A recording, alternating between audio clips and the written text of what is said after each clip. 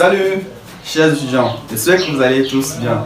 Ok, donc comme j'avais dit la dernière fois et dans les vidéos précédentes, on va continuer, n'est-ce pas, avec la bioénergétique. Et il était question de faire les vidéos de la bioénergétique en série. D'accord?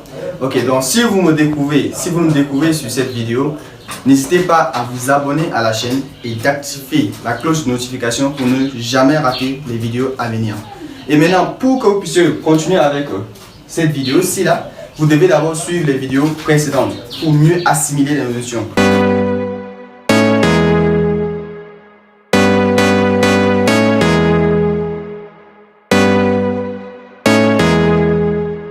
Ok, donc maintenant on va continuer tout simplement avec ce qu'on appelle le métabolisme énergétique. D'accord?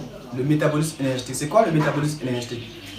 Eh bien, le métabolisme énergétique, d'accord, c'est tout simplement les différentes voies de production d'énergie. D'accord? Tout simplement, vous le savez, l'énergie est produite à partir de certains substrats alimentaires et ce sont les macronutriments qui permettent la production d'énergie et non les micronutriments. Les macronutriments, j'entends par là les protéines, les glucides et les lipides. D'accord? Donc l'énergie produite est appelée l'ATP. L'ATP c'est quoi? L'adénosine triphosphate. Vous l'avez deviné. L'ATP c'est l'adénosine triphosphate. L'adénosine triphosphate. Adénosine ça fait allusion à quoi? À une base ajoutée qui est là, qui est l'adénine. D'accord? Associée à un ribose qui est appelé quoi? Oui, j'ai dit ça, hein? Le ribose qui est un sucre.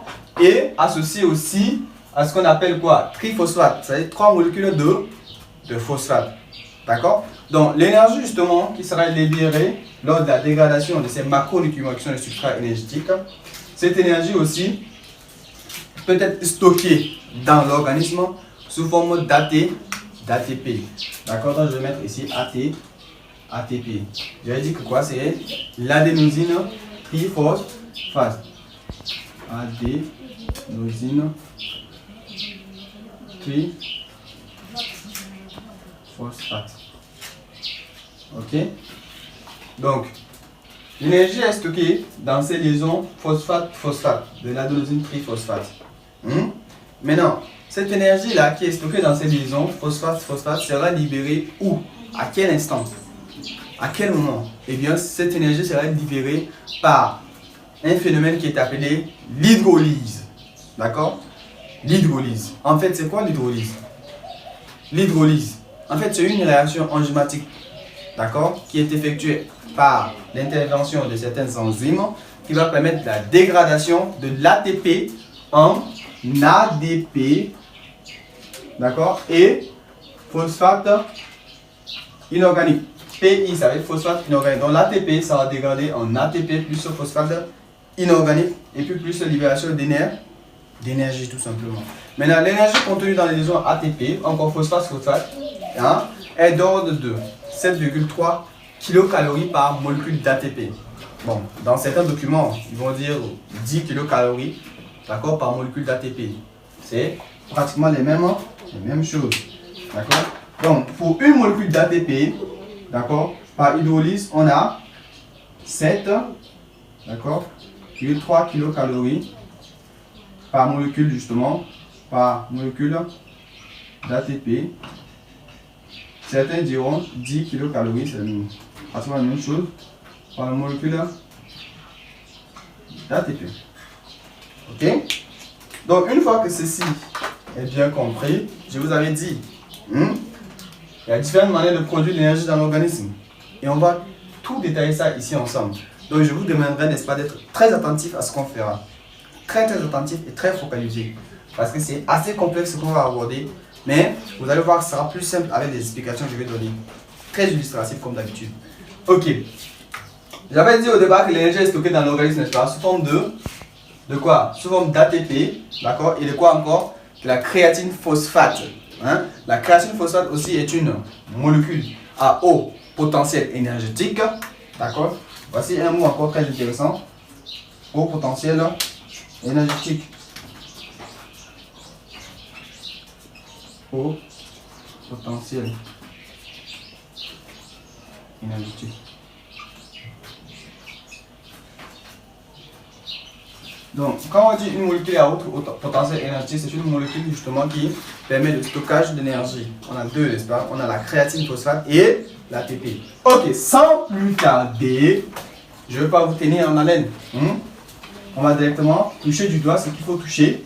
Les 3 voies de production d'énergie. Ok, c'est quoi? On commence d'abord par une première voie qui est appelée la voie. Une voie d'ATP, créatine.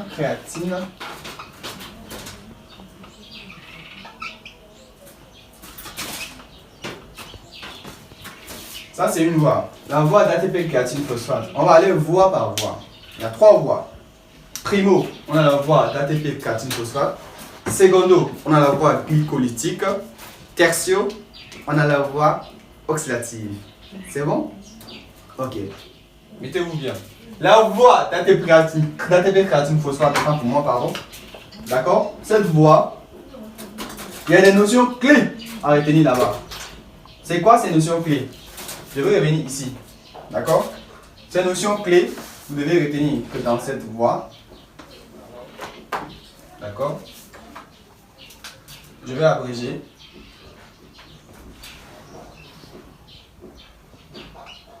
ATP, créatine.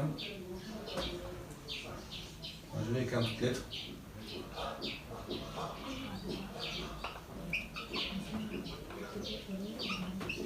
Ok. Donc, la voie d'ATP, créatine, phosphate, je disais tantôt qu'il y a des notions clés à retenir. Quelles sont donc ces notions clés autant pour moi? Il faut savoir que la voie d'ATP, créatine, phosphate est une filière de production d'énergie, vous le savez. On est ensemble? Et cette voie, elle est quoi? Elle est alactique et anaérobie. Ça veut dire quoi? Alactique, ça veut dire quoi? Anaérobie.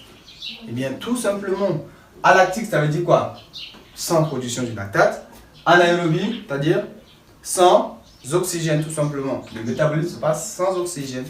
D'accord? Et la voie d'ATP, créatine, phosphate, elle est une voie aussi, les mots clés que vous devez retenir. C'est une voie rapide. Elle est rapide. Pourquoi? Parce que justement, je vous ai dit ça, n'est-ce pas? Je vous ai dit que quoi? L'ATP et la créatine phosphate sont déjà à disposition dans l'organisme. C'est-à-dire, initialement, l'organisme a ça sous forme de réserve. Donc, elle est rapide, elle ne demande pas l'intervention des structures particulières. D'accord? Et cette voie nécessite une enzyme. C'est quelle enzyme? Nécessite, ou encore elle est facilitée, c'est mieux comme ça. Elle est facilitée, d'accord? C'est la même chose. Facilitée par une enzyme, facilitée par la créatine kinase. Ok? Elle est facilitée par la créatine kinase. Ok? Maintenant, si on prend maintenant comme substrat, quel est le substrat utilisé? C'est-à-dire quoi? Le substrat utilisé pour cette voie-là, d'ATP, créatine, phosphate, la voie de production d'énergie. J'avais dit ça, non? Vous vous rappelez? Ceux qui m'ont bien suivi vont trouver ça. C'est la créatine, phosphate, tout simplement.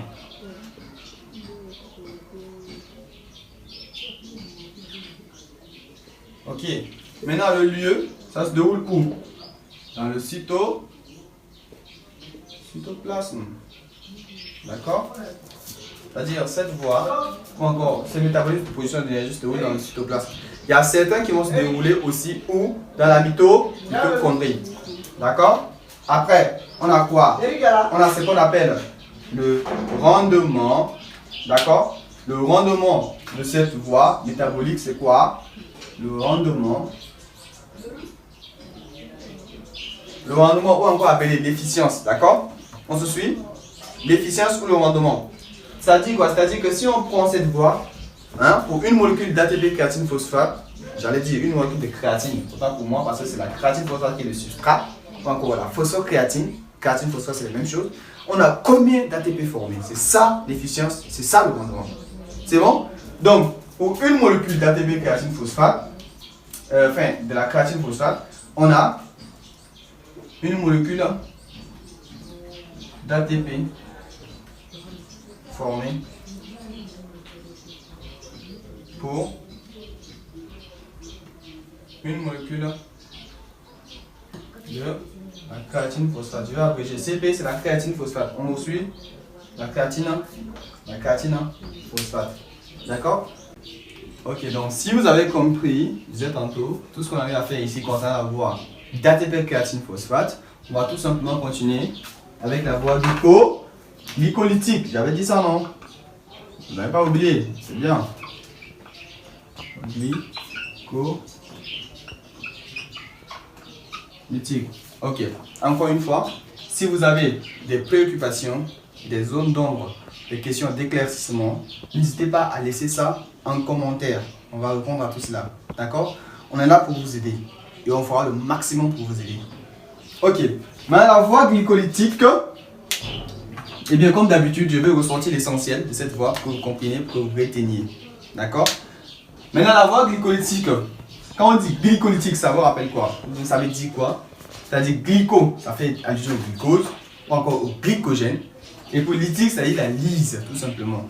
Maintenant, cette lyse est effectuée par des enzymes glycolytiques, tout simplement. Ok? Donc, on va les capturer ici ensemble.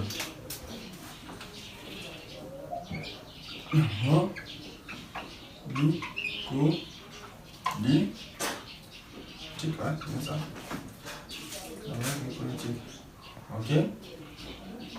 Donc, comme mot-clé ou partie clé que vous devez retenir, à mon sens, d'accord, c'est que cette voie-là, contrairement à la première voie, elle est lactique et anaérobie. Ça veut dire quoi? Lactique parce que cette voie, justement, va aboutir à la production du lactate. Ok? Et anaérobie parce que cette voie, d'accord, se déroule sans oxygène. Très bien. On avait dit que cette voie nécessitait quoi? Des enzymes, non? Nécessite des enzymes.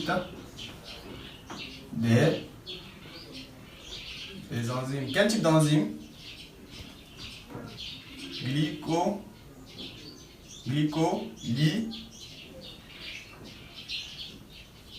Des enzymes glycolytiques. D'accord? Elle nécessite des enzymes glycolytiques, justement pour effectuer la lyse. D'accord? Après, on a dit que quoi? Cette voie utilise comme substrat énergétique. Comme substrat. La première voie, on avait dit, c'était la voie d'ATP créatine phosphate a pour substrat la créatine phosphate. Maintenant, ici, cette voie a comme substrat glucose, glycogène.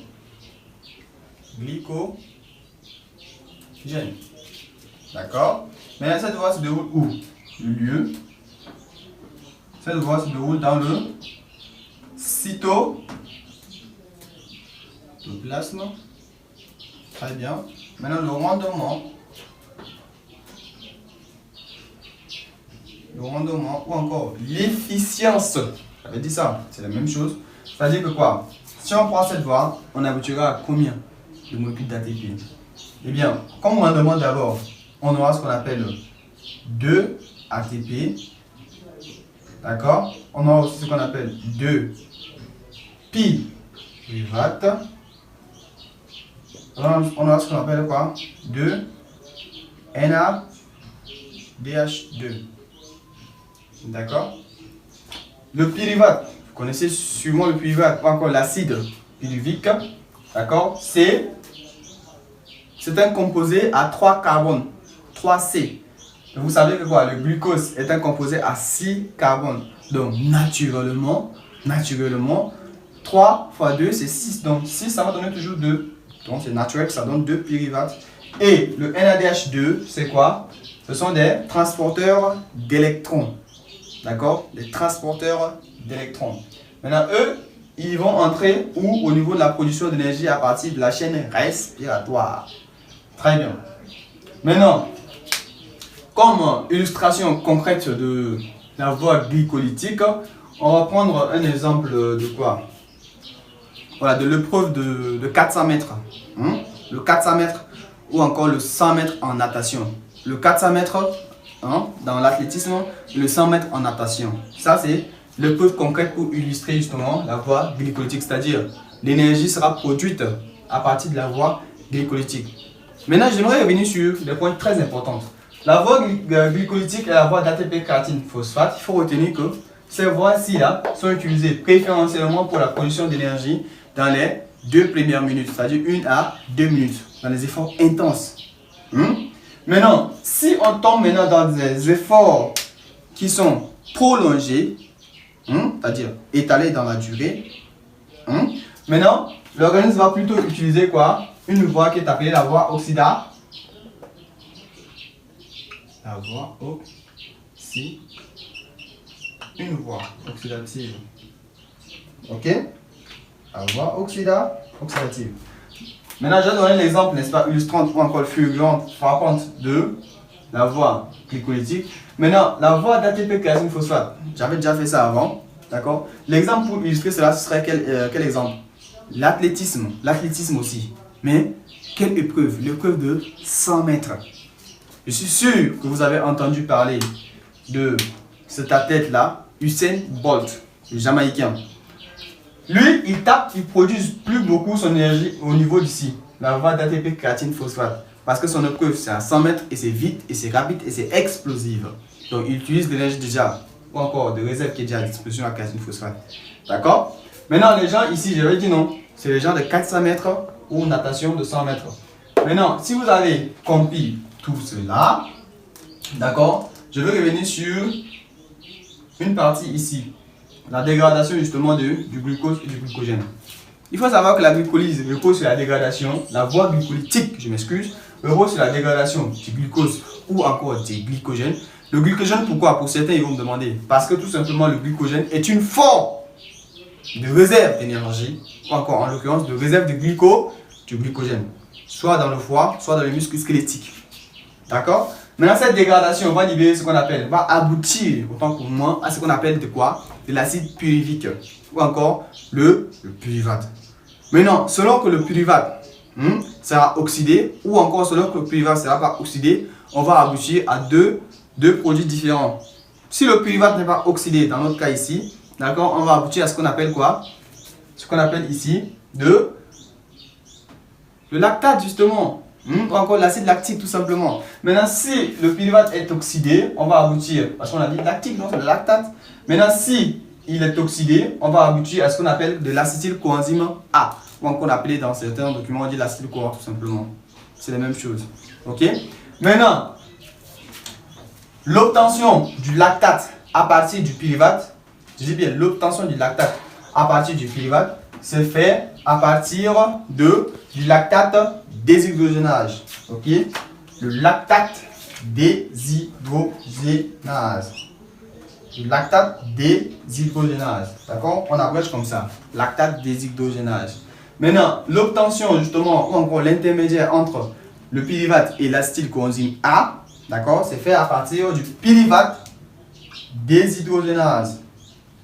Le pyruvate déshydrogénase. D'accord? On est ensemble jusqu'ici? Ok. Donc, encore une fois, si vous avez des questions, laissez en commentaire. D'accord? On va éclaircir certaines choses si vous voulez. Ok, maintenant, comme troisième voie, on a la voie appelée la voie oxydative.